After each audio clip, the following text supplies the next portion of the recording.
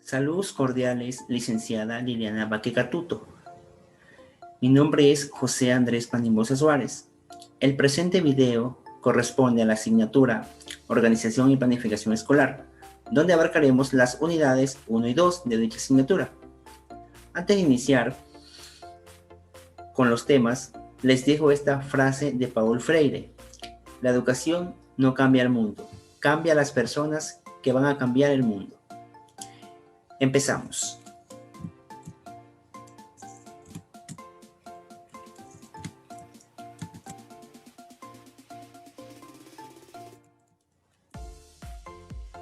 El centro como comunidad educativa, organización cultural y escuela como realidad empírica. Escuela como realidad empírica.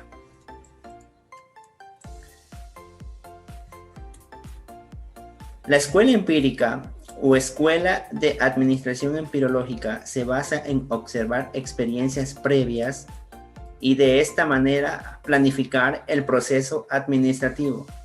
Es decir, que considera importante la experiencia reciente, suponiendo que alcanza para resolver nuevos problemas. Según la teoría empírica, se puede administrar correctamente si se sabe lo que se tiene que hacer.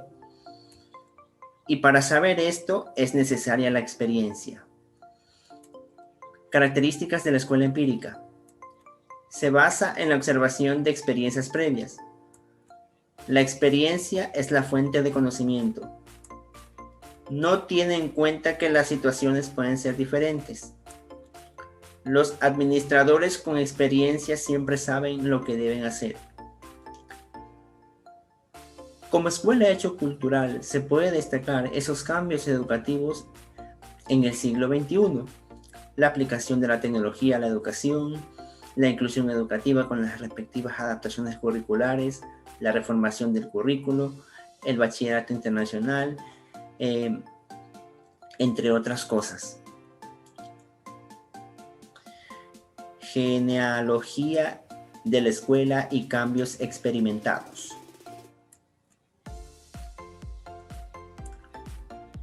Estos análisis genealógicos han sido propuestos por una serie de autores discípulos de Foucault y proseguidores teóricos de las sospechas. La escuela sería la expresión de las relaciones de poder de la sociedad. Primero, creación de la escuela, finales del siglo XIII. Autor Aries. En esa época, la escuela comienza a sustituir otro modo de aprendizaje. Surgirán como instituciones seculadas y vinculadas al Estado. Con respecto, habría que decir que los niños van a ser separados de la convivencia ordinaria con los adultos por un cierto tiempo y serán recluidos en una institución, serán pues apartados de la sociedad. La aparición de la escuela formaría parte de un plan que se comienza a instaurar por entonces, lo cual se ordenaría que la sociedad de tal forma que los sujetos especiales vivirían en instituciones especiales.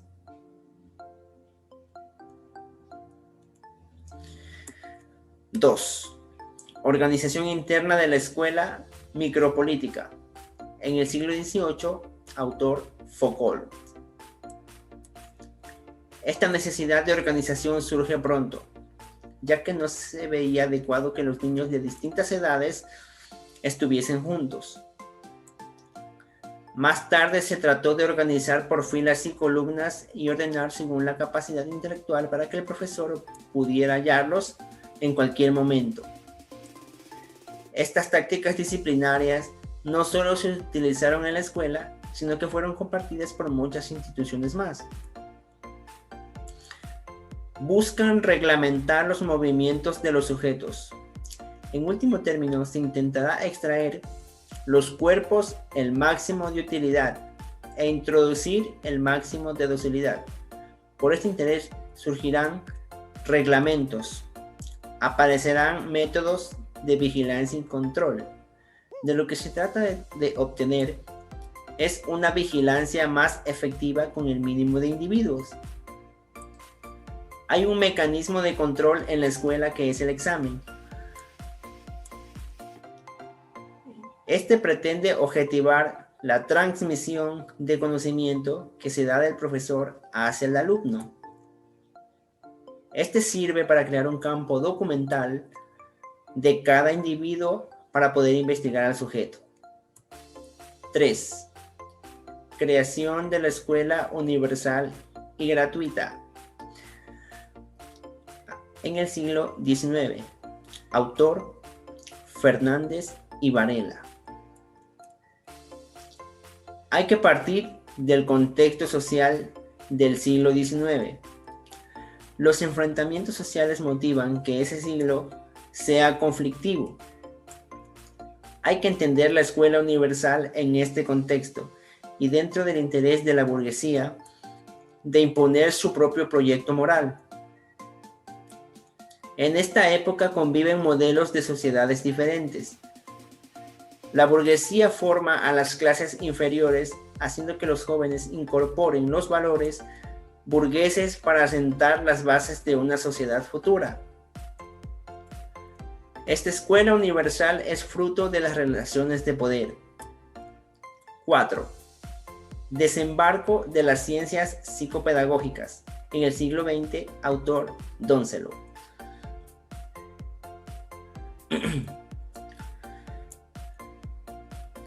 En la institución escolar entran psicólogos, pedagogos y sociólogos. Este auxilio a las ciencias psicopedagógicas vendría con el interés de recuperar niños atrasados o desviados.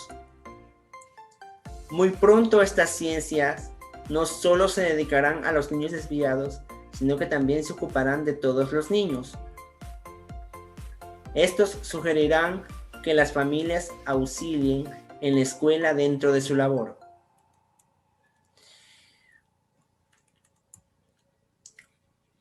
Organización cultural y material de la escuela. La educación de Emilio, la escuela de las cosas. Los objetos en el desarrollo y la enseñanza.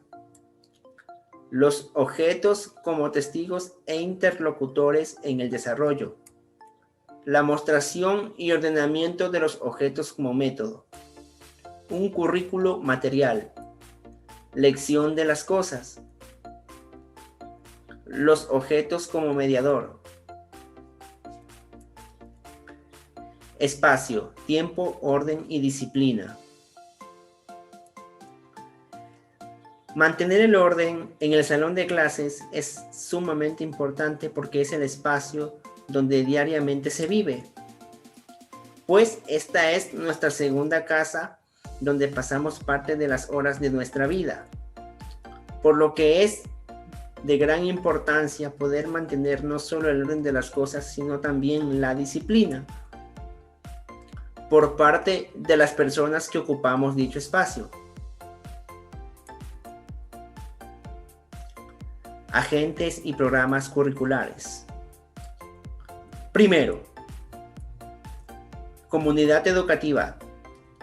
Comprende la integración de los docentes, estudiantes, centros escolares y comunidades, con el fin de realizar un trabajo en equipo que le permita al estudiante realizar una continuidad en el proceso de enseñanza y aprendizaje y de alcance su competencia para la realización diaria.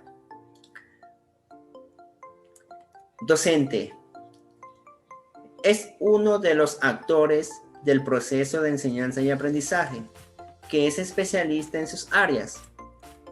Posee valores individuales y sociales, formación humanística, pedagógica, técnica, con una actitud crítica, positiva y reflexiva. Estudiante. Es el protagonista y el eje central del proceso de enseñanza y aprendizaje. Además, toma en cuenta sus experiencias previas construye su propio aprendizaje, que lo vuelve competente para enfrentarse a la vida y transformar su realidad. Programas curriculares. Es un proceso de previsión, selección y organización de las capacidades, conocimientos, actitudes, acompañadas de indicadores de logros, estrategias metodológicas y otros elementos que buscan garantizar un trabajo en el aula para generar experiencias de aprendizaje y enseñanza pertinentes. Incluye programación anual, programación de unidades didácticas, programación diaria y sesiones de aprendizaje. Los contextos sociofamiliares. Si se quiere buscar en nuestro medio social alguna institución que tenga el mismo peso frente al desarrollo del individuo, esta es sin duda la escuela. Aquí el niño tendrá que modificar y acrecentar todo aquello que se haya incorporado en él desde su gestación y que haya sido estimulado desde su vivencia familiar. Para que exista una correcta adaptación del niño en su difícil ingreso a la escuela, no se hace necesario que los dos contextos necesarios sean radicalmente iguales. Esto es lo que corresponde a la primera unidad.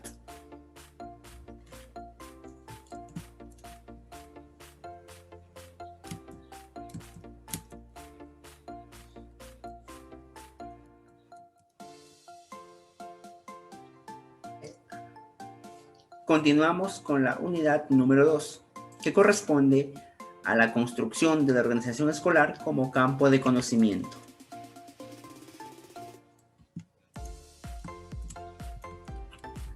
Tenemos concepto, origen y evolución de la organización escolar.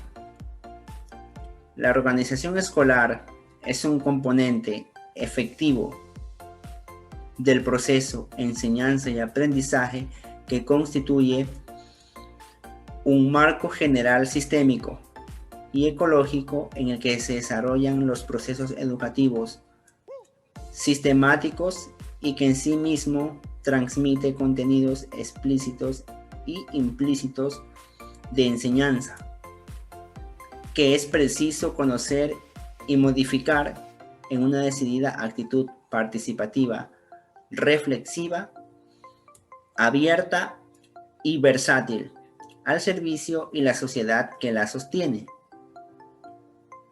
Su origen proviene de Grecia.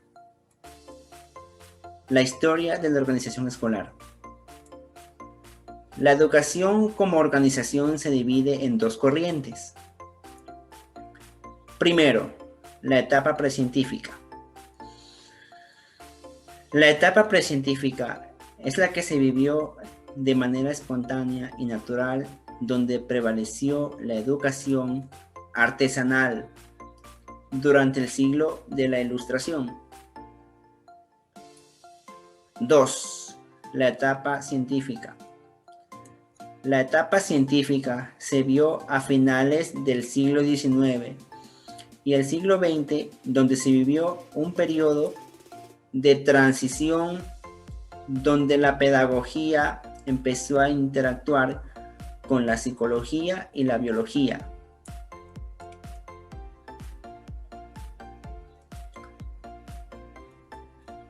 Y estas combinaciones en el tema educativo dio un giro completamente a las escuelas.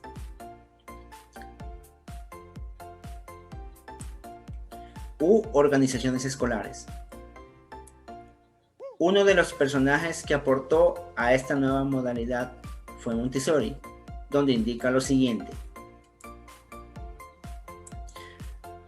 1. El derecho administrativo para la organización escolar. 2. Legalidad. 3. Delimitación. 4. Responsabilidad. 5. Centralización y descentralización. 6. Obligación de derechos y deberes. Las organizaciones educativas. La organización educativa hace referencia al orden que impera una institución para desarrollar sus programas. Buscan la calidad de la enseñanza, aprendizaje, centrándose en la organización y gestión de los centros educativos. El estudio de las organizaciones educativas exige la delimitación de los aspectos relevantes que la configuran. La complejidad del hecho educativo y organizativo y la delimitación de las capacidades humanas así la aconsejan, sabiendo que el proceso de caracterización nos enfrenta a los reduccionismos propios de cualquier visión parcial. Todas las organizaciones persiguen unas metas u objetivos evitando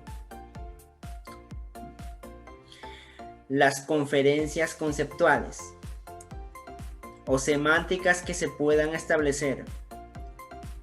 Se está definiendo lo que pretende hacer el centro educativo. Por lo que al mismo tiempo se está describiendo lo que es importante para esa organización y el sentido que tienen determinadas opciones. Las metáforas para comprender la complejidad de las organizaciones escolares.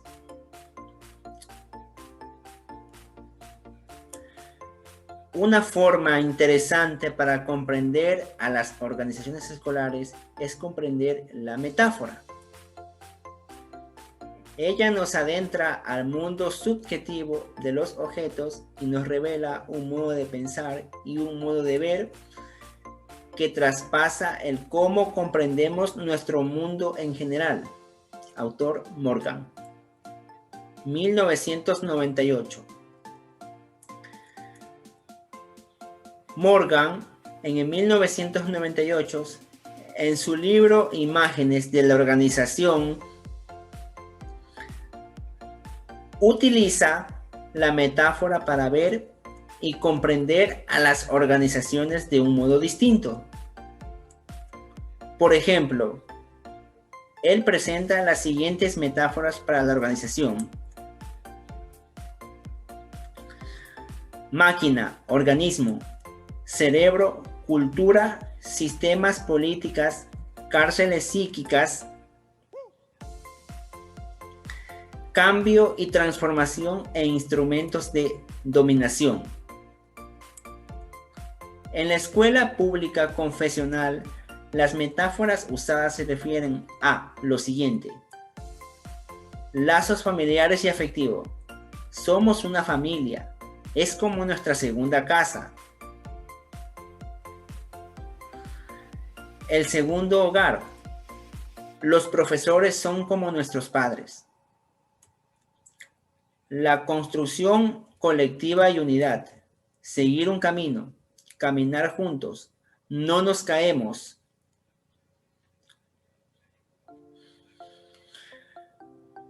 Nos levantamos. Poner el hombro. Ser parte de un engranaje.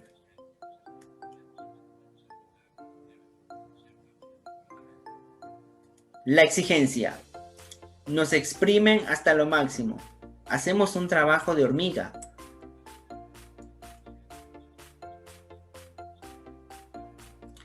En el caso de la escuela pública estudiada, las metáforas expresan una carga emotiva y negativa con respecto a lo que se vive en el colegio. Los problemas y la tarea educativa como una carga que hay que empujar. Poner piedras en el camino es un tira y jala. La dirección es una muralla que no nos deja avanzar. Empujar el carro, cambiar es chocar. Los problemas sociales de los alumnos es chocarse con una roca muy dura. La movilidad de los sujetos, aves de paso. La pasividad de los sujetos, dormirse en los laureles. En el caso de la escuela privada, las metáforas hacen referencia a lo siguiente: los lazos laborales, ponerse la camiseta, que da la imagen a la transoriedad. A diferencia de familia, que es más permanente, los lazos familiares son para siempre. La centralidad en la figura de los dueños del colegio.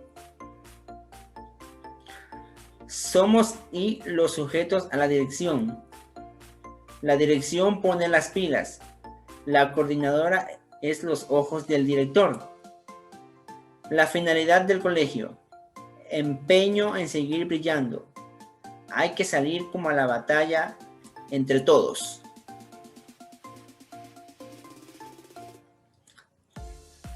Considero que el uso de la metáfora en la investigación sobre las organizaciones escolares nos abriría interesantes perspectivas para comprender cómo perciben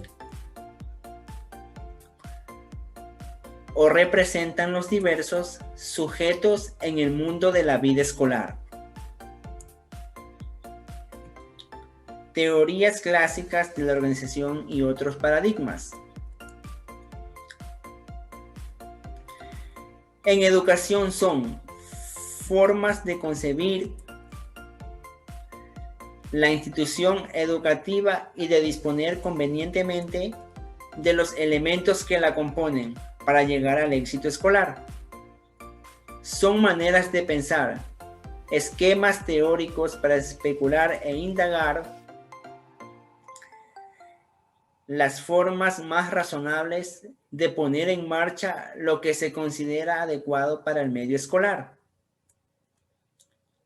La organización también puede significar cualquier cosa en una escala que va de cualquier modo que el profesor dirige su clase hasta el conjunto burocrática y administrativa de la educación. Teorías existencialistas. Organización escolar formal. Posición de grupos autoritarios. Donde domina la rigidez intelectual y la intolerancia. Se reglamentan todos los detalles. Organización flexible, razonable. Equilibrio entre la espontaneidad y la norma, la libertad y el orden, la toma de decisiones y lo prescrito. Cambios esenciales en la organización de los centros escolares.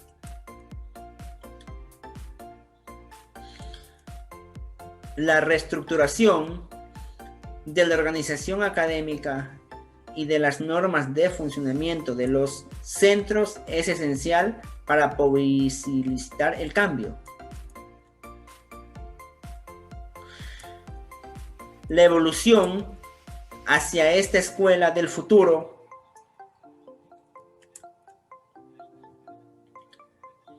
consideramos aquí escuela en sentido amplio, de la que ya podemos vislumbrar algunos perfiles en nuestros centros más innovadores, que conlleva a realizar profundos cambios en los contenidos que se imparten, en las infraestructuras de los centros, en los medios y metodologías docentes, en la formación del profesorado y en la organización de los centros. En este marco, Aviran, en el año 2002, identifica 3 posibles escenarios sobre los cambios que se producirán en los centros para adaptarse a las TIC y en los nuevos contextos culturales. Escenario tecnócrata,